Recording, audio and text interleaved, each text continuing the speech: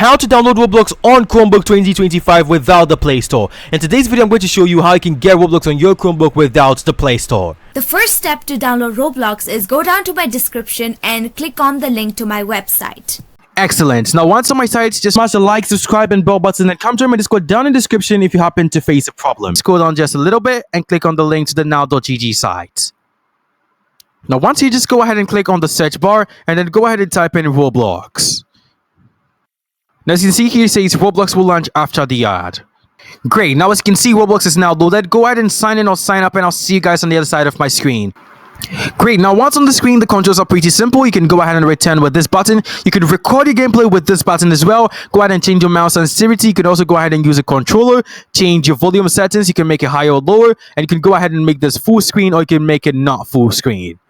Now, I'm going to go ahead and play a game to show you guys how this actually works. Great. Now, as you can see, here is Roblox working on my Chromebook. Now, if you guys want to know how to get Roblox Studio on your Chromebook, just go ahead and watch this video on screen. However, if you want to know how to get Fortnite on your Chromebook, you could also go ahead and watch this other video. With that said, it's your boy GT7 Plays, and I'll see you guys in my next video. Peace.